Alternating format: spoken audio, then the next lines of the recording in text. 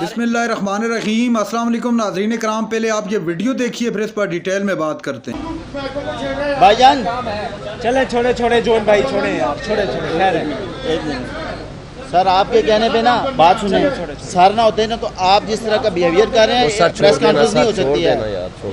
Sir के कहने पे हम कर रहे हैं, आप सर जो भी है आप छोड़ देना यार, छोड़ देना आप, छोड़ देना आप इस तरह ना मैं कहना नहीं। कौन है इधर वो कौन आप कौन निकले इधर, आप कौन क्या बकवास करने आ गए हो, आप कौन हो तुम, निकले इधर से बदतमीज कौन है यार, जरूर बताना जरूर बताना।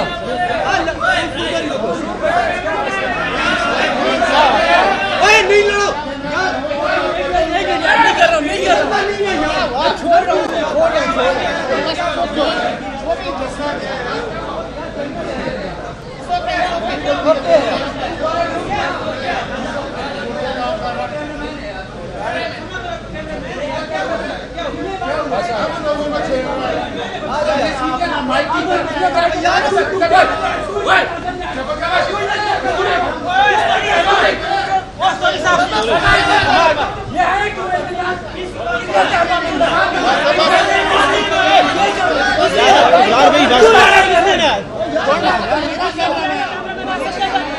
यार बस करो।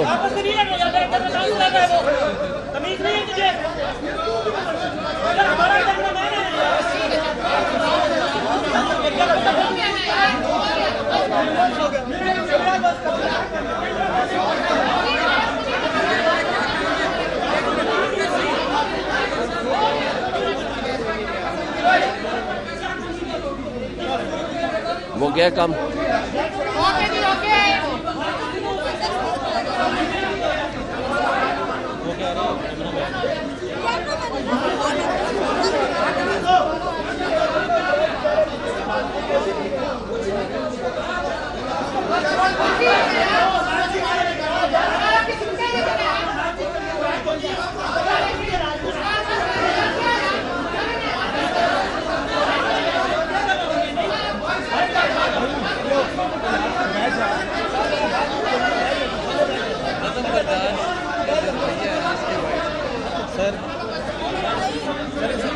चलते हैं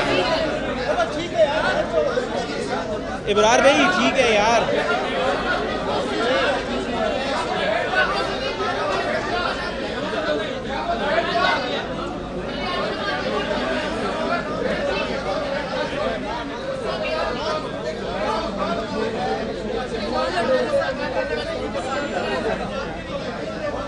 हमने कहा कि भाई मैं माइक सबके सीधी कर रहा हूँ, एक कह रहा है दूसरा कह रहा है उधर, कमर छोड़ देना, छोड़ दे यार,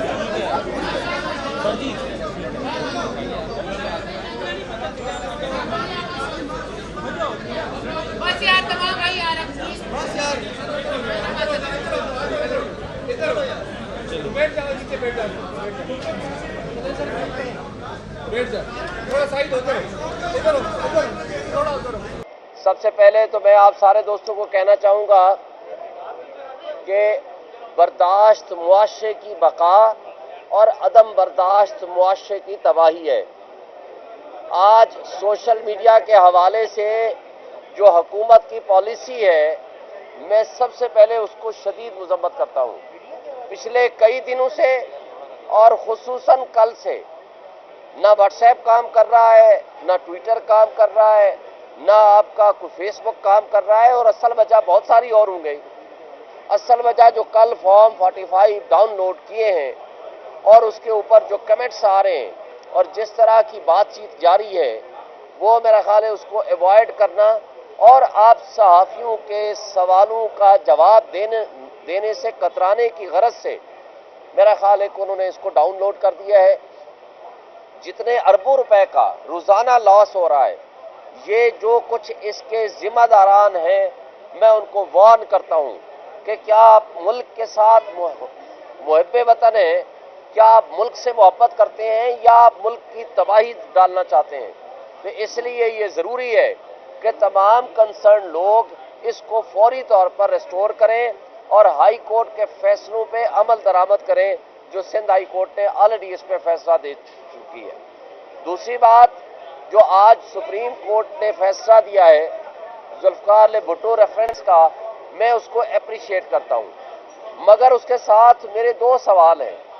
एक ये कि क्या पाकिस्तान में इंसाफ हासिल करने के लिए हमें 45 साल इंतजार करना पड़ेगा या अमेरिका की सुप्रीम कोर्ट में जाकर पिटीशन फाइल करें?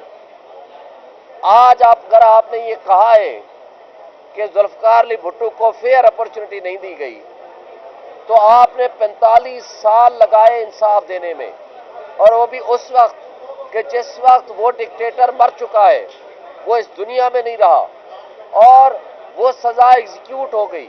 नाज़रीन कराम, आपने वीडियो देखी। शुएब शाहीन साहब मीडिया से गुफ्तगू करने के लिए तशरीफ़ फरमा थे।